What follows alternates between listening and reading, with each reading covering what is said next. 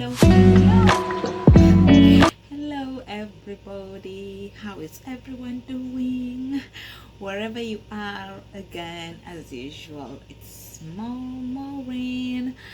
And welcome to my channel. Thanks for taking your time to just, come in and engage and just, yeah, listen to me. Welcome to my channel. I hope everyone has had a good day, good week. Yeah. And if you're new here and you've just sort of bumped into this channel, I hope it's going to be a good experience. If you're coming back and you haven't subscribed, please do subscribe, and if you can just please take your time as well to like the video so that more people can so it can reach as many people as possible. Thank you for coming to my channel, and yeah, I hope everyone is good. I've been so good. I'm feeling good, and yeah, today I think, as you might have already seen on the topic, I'm going to be talking about again another sensitive topic, but this one is a bit more sensitive. Yeah, and I just thought, you know what, I might as well just talk about it because it's not something out of the blues. It's something that we live with, something that we experience. Most people like me do experience it, actually, if not everyone.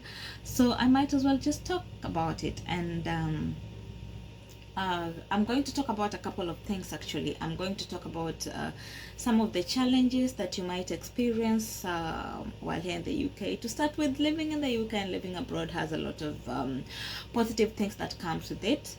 We cannot deny that, and we can't just say okay, it's and just focus on the negative. But then there also some of as every other place, there's always pros and cons.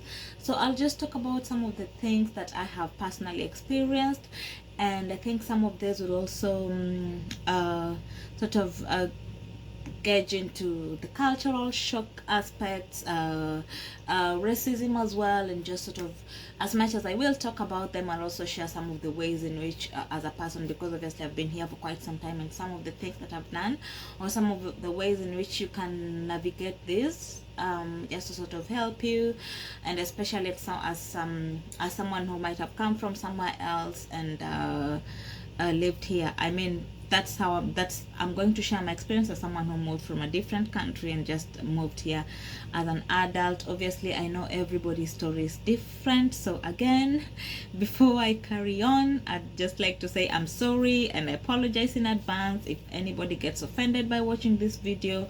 This is my personal experience, and just probably an experience of people that I've known around me. So it's not by any means meant to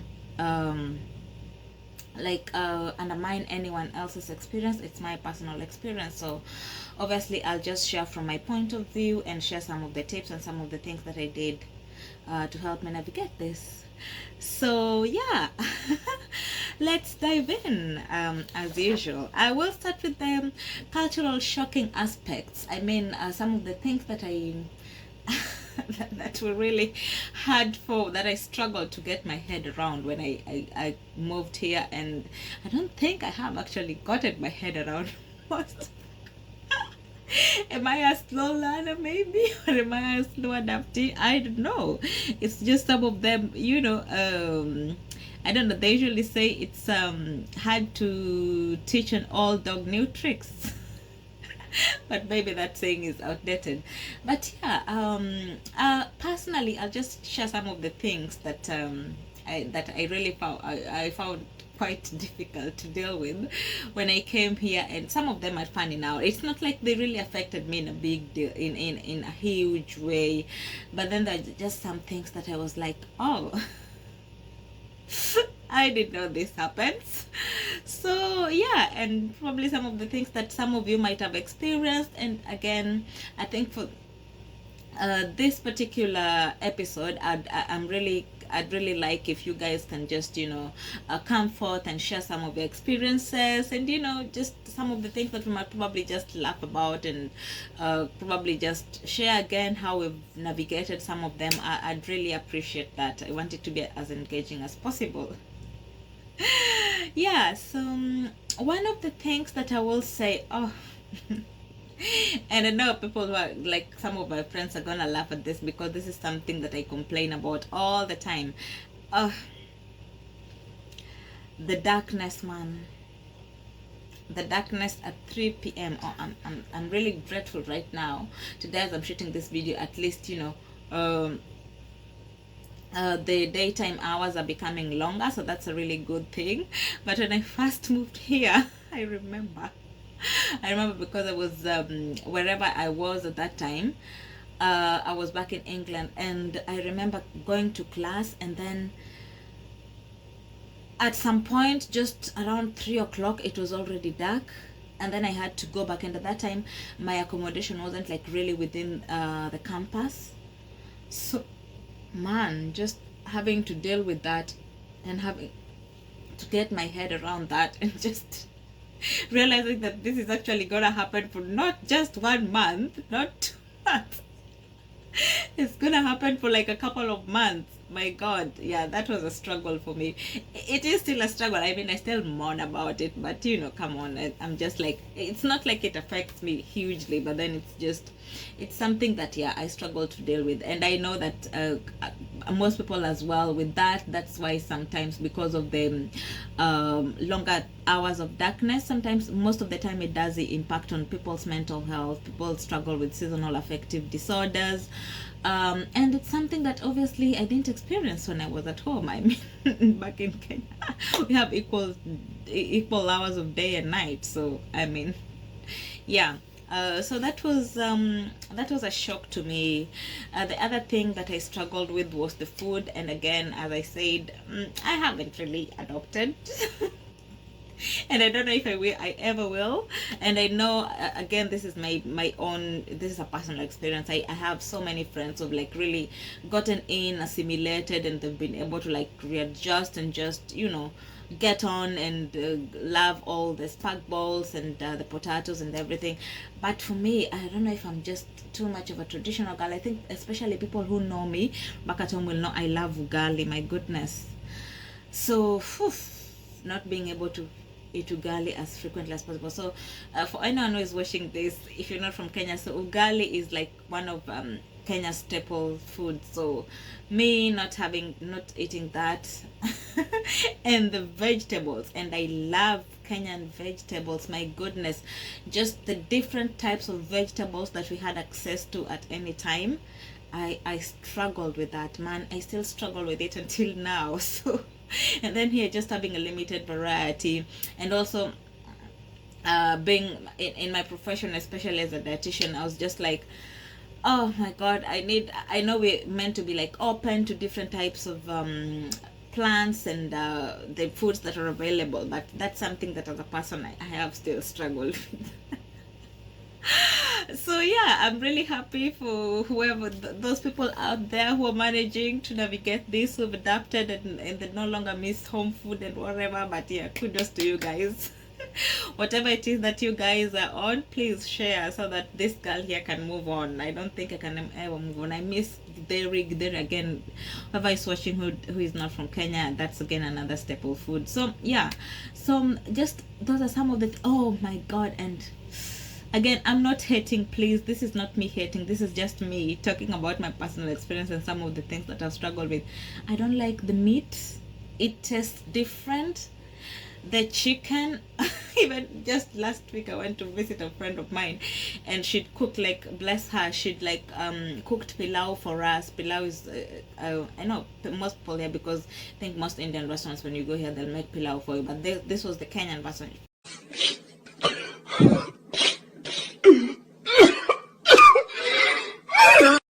So she had made that, and then there was she made chicken on the side. But then Maureen, because I've never gotten over my trauma, like when I first moved here, then chicken was made for me and I didn't like the smell and everything. That's how I was just like, I'm out. So yeah, I don't like how the chicken tastes. But I know there's some grass-fed options. I know a friend of mine usually recommends grass-fed beef. It tastes a bit okay, but still, I just, yeah, maybe I'm just like fixated on Kenyan food or maybe other African countries' food. So it still doesn't taste the same. But yeah, that's another thing that I have struggled to, to deal with. And what's the other thing that I have that that I found really funny when I came here? Oh, people walking in freezing cold in the winter with shorts and just and I'm just like me with my full layers. Someone is just walking like the insult. Like, I don't mean it really, but whoa, like, please share the secret, because I just can't process it. That's something that I still look at now and I'm like, are we in the same country? Like, someone is next to me and they're probably, and even sometimes like little girls, you find them with like crop tops and it's freezing cold and I'm there like shaking, shaking, shaking. But then, yeah, so it's just, yeah, it's a bit, it's interesting, it's quite interesting. It's something that I found really, I still find funny until now. um and there are a couple of other things that I think I just, most of the things I think probably right now they're not not really at the top of my head. But yeah, so food mostly, like I say, that's, there's so many things about food. If I start talking about it, honestly, I will never stop. But yeah, that's yeah, we still have a long way to go. Your girl here needs, needs prayers. Oh, and let me, when I was talking about dressing, I should have mentioned the naked naked naked dress, or is it naked cycling? I think that happened when I was in Bristol, and I was just like, oh. And there was another that I saw, because I was in London before, and I just saw people dancing naked. Okay, I understand the cause and everything, and I do appreciate it, and I'm not judging. Honestly, this is not me judging. It was just like, I was just like, these people are so confident and courageous. My goodness. I could just see people on bikes, like, just naked, and I was like, what? It was so funny. And I remember, I think a couple of years ago, there was a video of someone who was spraying over the, it was just like the woman must have been traumatized. But yeah, it's just, it's interesting. But there's also another side that I like of fear, which is, that are non-judgmental. I just like the way people are open-minded to so many different things. But I think also as an individual, I've always been quite open-minded. There's so many things that I'm not like so quick to judge. I try to understand people's perspectives with each and everything and each and every action that they take. And it's even with all these things that I'm pointing out, it's never from a judgment part. It's just, just do your thing. But it's just, obviously, if it's something that I've never seen or something that will never happen at home, then it's just like it's really funny. And there is another thing as well. Most of my friends, I'm not saying this is all, because I've also seen individuals who don't call their parents by name, people calling their parents and grandparents by name.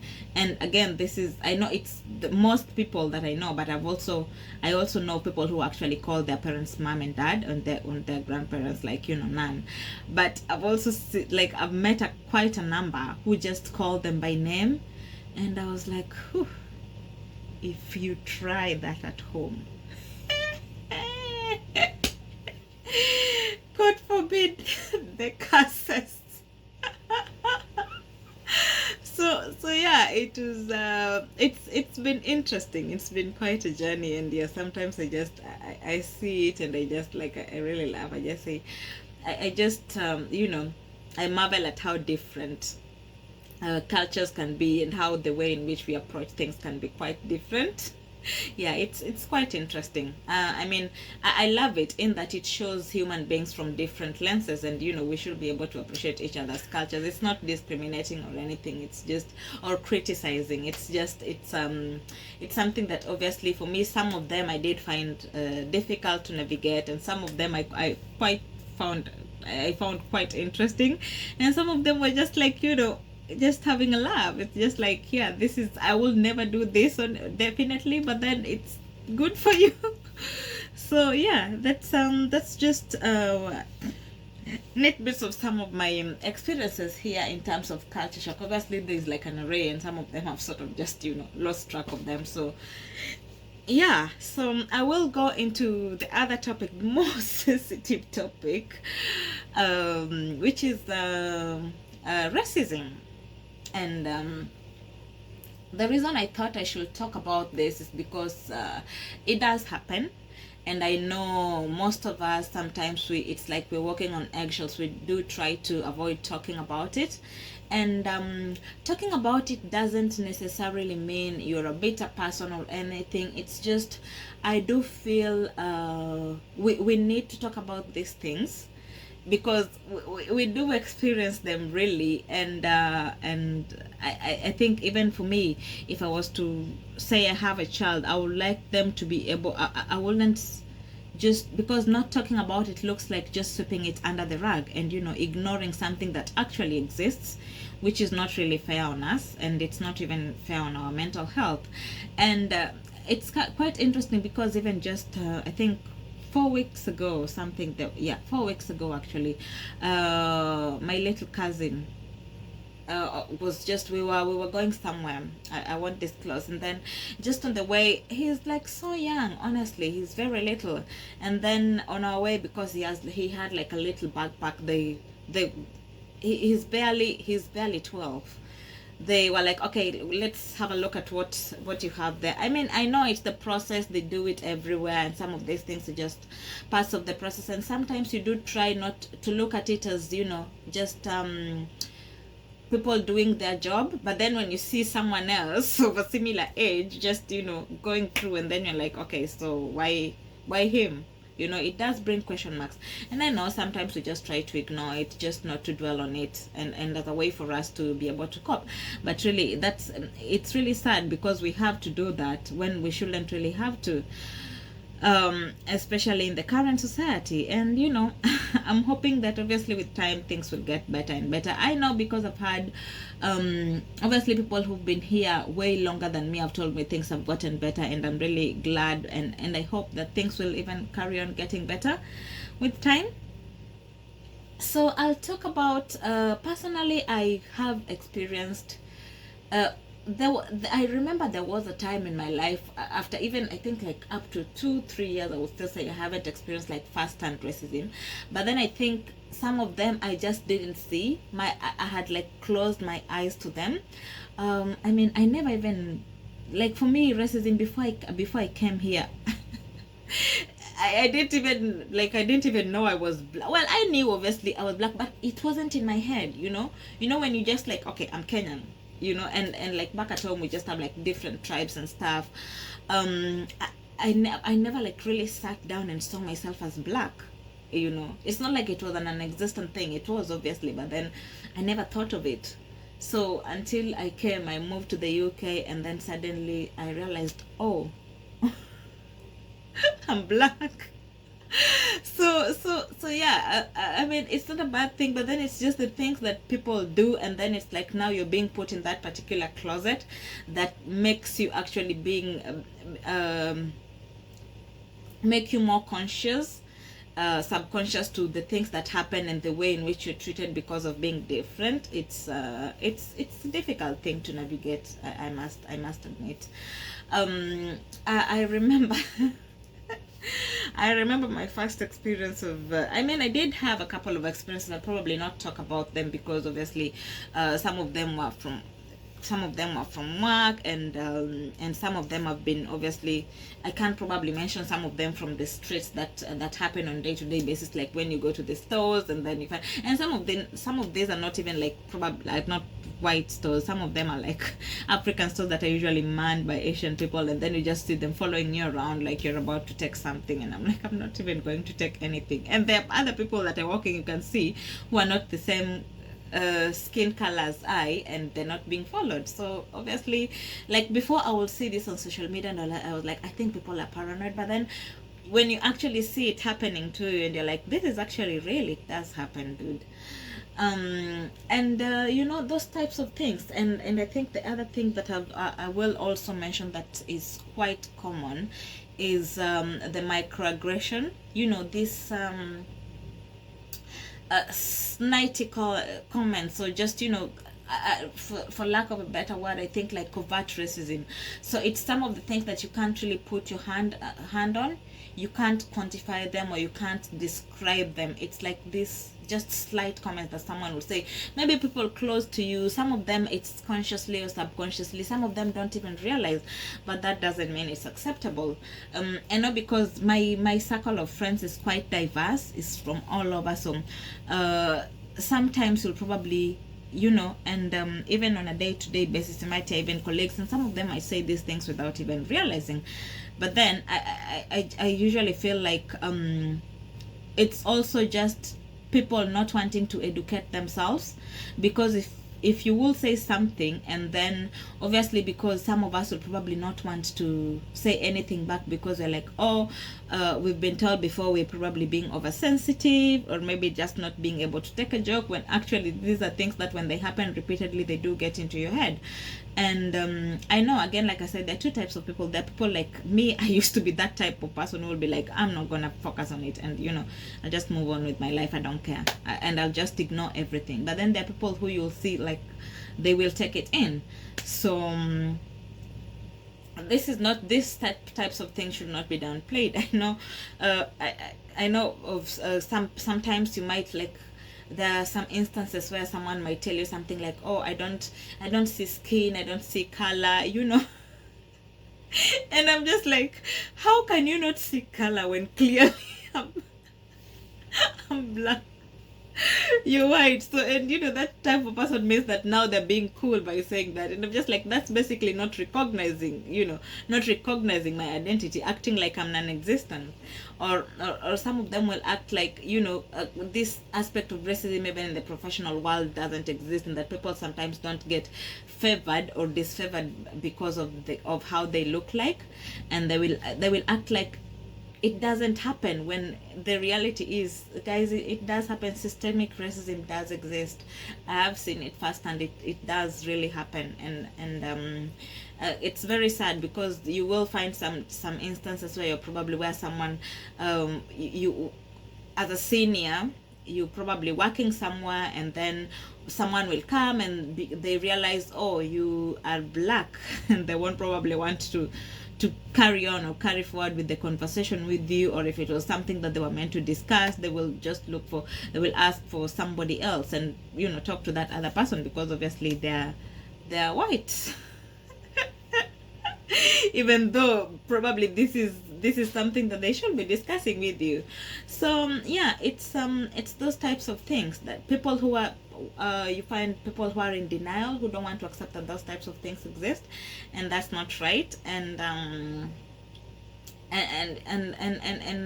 I think for me, I usually say that some of the ways in which again, I'll probably say there are ways in which you can navigate that as a person, but ultimately the aspect of issues of racism should actually be dealt with at institutional level, and I don't think we should have to bear the brunt of having to deal with this as individuals, because it's such a huge thing, it's such a huge burden, and it's something that's so deep rooted that really as an individual you can't deal with.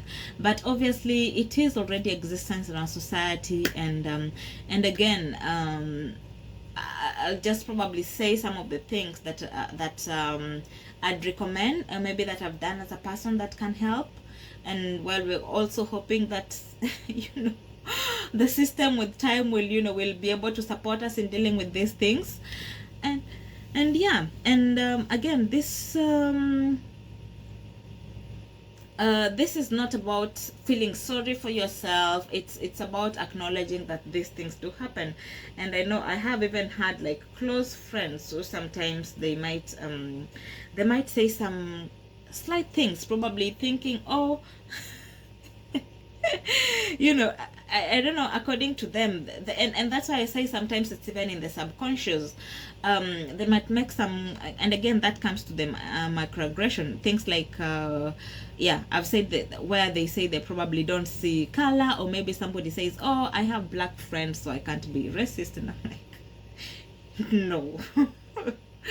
So, it's just, like, yeah, so I think people need to really educate themselves, and again, I say, as black people, I think obviously when you see some of these things, and you probably, when you have friends that sometimes they make these types of comments, instead of just accepting it and try to, sometimes it's very easy for us to sweep things under the rug and just want to make it look like it's okay, when we can actually point it out. Because sometimes, I'm not saying I'm not saying to condone it, but then if you point it out to someone, if they repeat it again, then that means definitely they're being disrespectful. But sometimes they make some of these comments, and some of them are like, it's maybe out of ignorance, which I don't condone as well, but you might as well tell them, no, this is not acceptable. And I think also white people, or they need to educate themselves as much as possible. And one thing that I say again, I think for me, I'm so glad, because my former line manager, she was really on top of things. And I even remember there's some things that I will personally try to ignore, and then she'll just be like, no. She'll be like, no, that's not acceptable, and she'll even be more upset than me. So I think, again, there's some of the things that they usually say is like allyship. I think people who are not black should be able to, like, point it out when they see, talk about it. But obviously that's not on us, that's for them to be able to educate themselves, and even friends, not just to think just because you're friends with me necessarily means that you understand the things that I have to go through. I think it's them being able, people who are not black, just being able to identify that these things actually do exist, and some of them we have to go through them day by day, and being able to stand up and speak about it instead of just ignoring it. I know I have a couple of friends who sometimes they see these things, and I don't know, it's like when it happens, it's like they want to hide their faces, so just go and hide somewhere. And I'm just like, I mean, it makes me feel sad, but then because I also, and that's why again I refer to my former boss, because she will not avoid it. She will, like, talk about it, and sometimes she'll even force me to talk about it when I didn't want to talk about it. So yeah, but I know I have friends who try to dodge it, or they try to turn it into something else. So it's sad, but I really wish everyone would be willing to educate themselves more, and to be to be able to just face this. It's here with us. We need to find ways to tackle it, and prevent our future generations from having to deal with it. Yeah, so some of my tips to deal with the aspects of racism, or if you experience some of these things. I know it's very sad, because I also had a friend who really experienced extreme racism. I'll not talk about my personal experience again because obviously, yeah, I don't want to mention my work and everything, but then I know there's a friend of mine who experienced really extreme racism, where she was being called names, and it really had a huge impact on her mental health.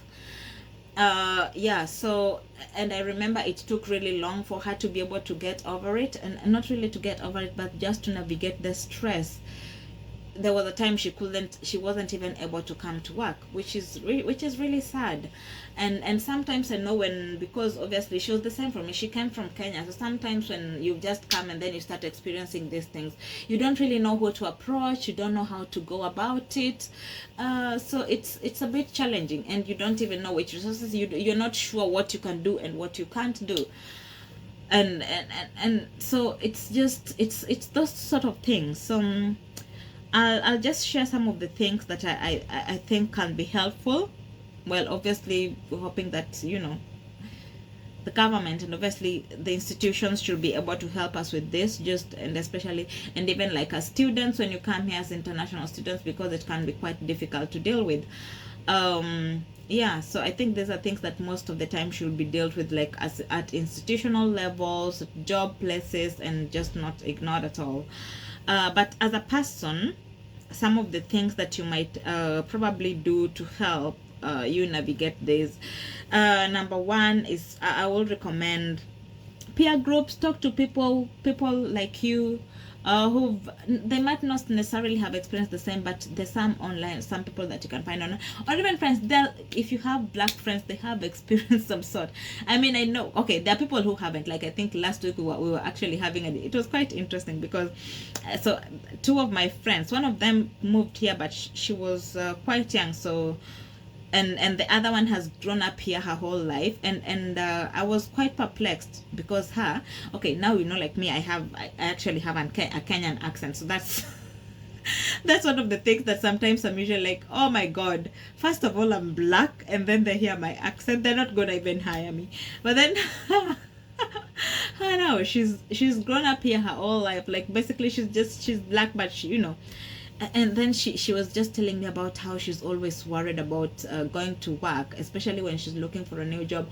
One of her biggest fears is usually racism, and it was quite interesting to listen to her perspective, and even her telling me about how she grew up and her experience in school. I mean, I won't really delve into it, but it was quite sad because I looked at my life and I thought I was fortunate, because obviously by the time I was coming here, I was already an adult, and most of my aspects and character had already been built. So there are some of these things that I was already able to navigate. But for a child, it's difficult. I can't even imagine. So yeah, some of the things, self-care, look after yourself, look into things that you might do to boost your confidence, your self-esteem, affirmations. There's mindfulness. You can get into mindfulness. It sort of helps. Try to celebrate your culture. Don't close yourself off. I know like it's just something that it's quite interesting, but I know there's usually internalized racism or colorism, where you find people, again, this is something that sometimes people do subconsciously or consciously, where you know, you look down on yourself because of the color of your skin or your race and stuff. So you will find some people who will try to hide their traits as much as possible. They try as much as possible to assimilate into the white culture and not accept themselves as who they are. And again, that's not in my place for me to discuss. I'm not an expert in this topic of racism again, so I'm not gonna really delve into that. But then, if this is something that you're probably trying to navigate, I think I would recommend just trying to engage with people who are the same as you as well. Don't leave your culture on the side. I mean, embrace it. As much as you're trying to assimilate and learn other people's culture and fit in, don't forget yourself. Don't forget who you are, because this is who you are. So don't throw it away. It is your identity. So you need to, for you to be able to build your self-esteem and to be able to stand up to some of these things, you need to understand, you need to accept yourself. First of all, know yourself within your culture, your values, and everything that you do in your own ways. Accept those. And that way you might be able to, then take in the other people's culture and see what you can take and leave, so that you're not just losing yourself and just throwing yourself off and everything else that you've grown up knowing to fit into the other culture. And also it gives you a sense of identity, which is quite important for each and everyone in terms of decision making, personality, and just as an individual, for you to be able to have a strong character and navigate things in life. So sometimes social media can also be a little bit toxic. So I remember, I know some of the things, and sometimes when we see some of these things, they can be a trigger to you.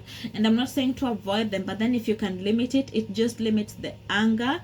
And I know sometimes, with aspects of racism, there are ways that so many things can trigger us. It could be vicariously, probably, if you hear somebody else's story and it traumatizes you, or it could be intergenerational, so if you can probably limit some of these things to just to avoid having a negative mindset, then I would also recommend that. Whatever works for you, everybody has their own cup of tea.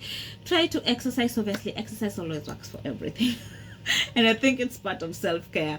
And there is actually hate crimes. There is actually a way in which you can report racism. Racism does qualify as a hate crime. So if something happens to you, if you've been abused racially anywhere, I'll put a link here, again, our website. You can report it. I don't know. I actually don't know of anyone who's reported, but I know there's someone who recommended this to me one time when I did tell them about my experience. So you can always report this and see, and I know there's some people who actually do support, and I've talked about therapy again. I think that sometimes does help. Obviously, it's very sad that we are the ones who have to work to deal with things that society has put onto us, but you have to look after yourself, guys. We came here, we want to make the most of it, and yeah, so those are just some of the things that I'll probably recommend, and some of the things that I've also tried that have helped me.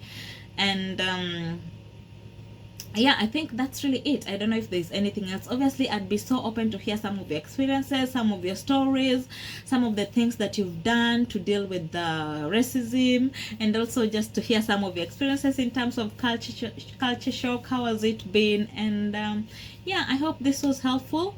I think I'll end it here and call it a day. And I just hope, I'm sending all the love.